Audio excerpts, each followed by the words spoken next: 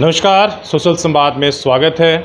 और आज बात झारखंड की। झारखंड में राजनीतिक जो समीकरण है बड़ी तेज़ी से बदल रहा है। लोकसभा चुनाव खत्म होने के बाद आपको पता ही है कि 4 राज्यों में विधानसभा चुनाव की तैयारी शुरू है, लेकिन सबसे ज़्यादा राजनीतिक हलचल केवल झारखंड में देखी जा रही है।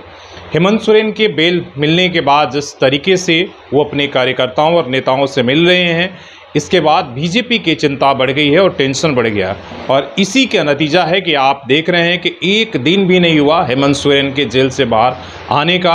और यहाँ पर जो चुनाव के सह प्रभारी हैं हेमंत बिस्व शर्मा, वो झारखंड आते हैं कल।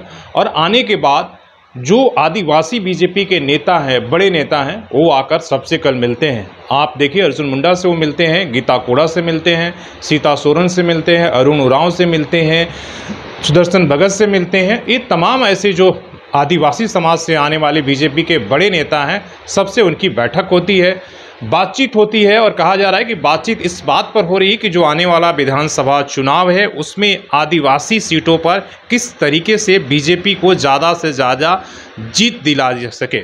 आप पीछे भी विधानसभा के आंकड़े देखेंगे तो 28 में से 26 सीटें जो है वो इंडिया गठबंधन के पास है।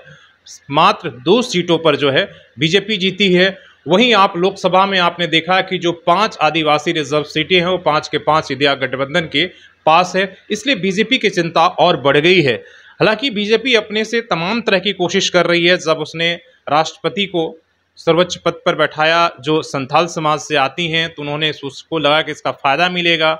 आपको पता है कि जब छत्तीसगढ़ और उड़ीसा में जो 2 नए मुख्यमंत्री बनाए गए हैं वो भी आदिवासी समाज से, और इस बात को कि ताकि इससे बीजेपी को आदिवासी समाज भरोसा कर सके। लेकिन इन तमाम समीकरण और परिवर्तन के बाद भी जो झारखंड में उन्हें नतीजा मिलना चाहिए वो नहीं मिल पा रहा है। इसके कारण क्या है? हेमंत सोरेन कल जब अपने कार्यकर्ताओं से मिल रहे थे, उन्होंने कहा और आदिवासी समाज को बार बार चेताया और बताया भी कि देखिए, बीजेपी अभी तक आदिवासी नेताओं को जो जगह दे रही है सिर्फ रबर स्टाम्प की तरह इस्तेमाल कर रही है, बल्कि उन्हें बोलने और कुछ अपने समाज के करने के लिए आज़ादी नहीं दे रही है। इसलिए उनके हमें झांसा और भुलावे में नहीं आना है, हमें एकजुट रहना है। वो भी इंडिया गठबंधन को जिस तरीके से आदिवासी समाज ने सपोर्ट किया है, और उन्हें पता है कि विधानसभा में भी अगर नतीजा उनके पक्ष में तभी होगा जब आदिवासी समाज उनके पक्ष में हो। और इसीलिए हेमंत सोरेन कहते हैं कि अगर बीजेपी को हिम्मत है तो आज विधानसभा चुनाव कर ले। हमें पता चला है कि बीजेपी ये कोशिश मेरी है कि समय से पहले झारखंड में हम चुनाव करा लें, तो मैं चैलेंज देता हूं कि आज चुनाव करा लें, हम भी झारखंड से बीजेपी को सफाया कर देंगे। इसलिए कि लोकसभा में जिस तरीके का रिजल्ट मिला है उससे मीडिया गठबंधन और जेएमएम की जो मोरल है वो काफ़ी स्ट्रॉन्ग है। और इसी का नतीजा है कि बीजेपी की चिंता बढ़ गई है और अपने तमाम आदिवासी झारखंड के जो बड़े नेता हैं उनसे मिल रही है।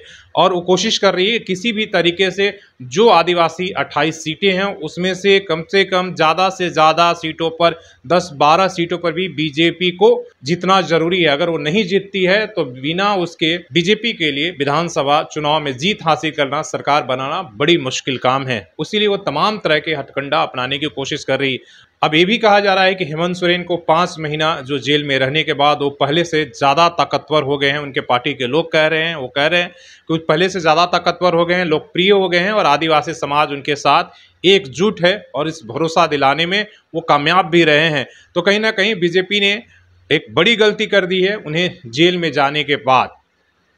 और हेमंत सोरेन इस बात को अपने लोगों को बार बार बता भी रहे हैं कि देखिए किस तरीके से हमें झूठे केस में, कल जब वो बिरसा अपने आवास के बाहर संबोधन कर रहे थे तो लगातार आदिवासी समाज को एक संकेत करके उन्हें बता रहे थे, उन्हें चेता रहे थे कि हमें एकजुट रहना होगा और तभी हम बीजेपी से लड़ सकते हैं और अपना हक ले सकते हैं। नहीं तो ये जो है आने वाले समय में आपको पता ही है कि इंडिया गठबंधन कहता था कि संविधान बदल देंगे, आरक्षण खत्म कर देंगे, तमाम सारे ऐसे मुद्दे हैं। और अब क्या इस विधानसभा चुनाव में होगा? हालांकि अभी फिलहाल ये दिख रहा है कि हेमंत सोरेन निकलने के बाद इंडिया गठबंधन का पल्ला भारी दिख रहा है और बीजेपी के लिए काफ़ी मुश्किलें हैं। अब आने वाले समय में क्या कुछ होने वाला है, आपका क्या आकलन है विधानसभा चुनाव को लेकर? क्या जो बीजेपी है जिस तरीके का समीकरण बना रही है, क्या उससे लगता है कि आदिवासी समाज और झारखंड को जीत पाएगी? इसका आकलन आप भी करिए और अपनी कमेंट करके बता दीजिए।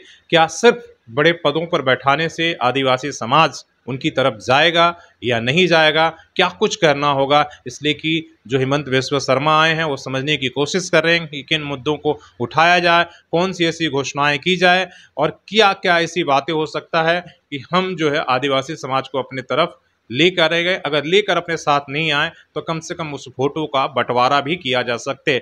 और बंटवारा करने के लिए आपके पास पता ही है कि बीजेपी का सबसे ज़्यादा सटीक और जो आरएसएस हमेशा कहता रहता है एक मुद्दा है आपका डीलिस्टिंग का, कि आदिवासी में से जो क्रिश्चियन बन गए हैं उन्हें अलग कर दिया जाए, उन्हें आदिवासियों का दर्जा खत्म कर दिया जाए।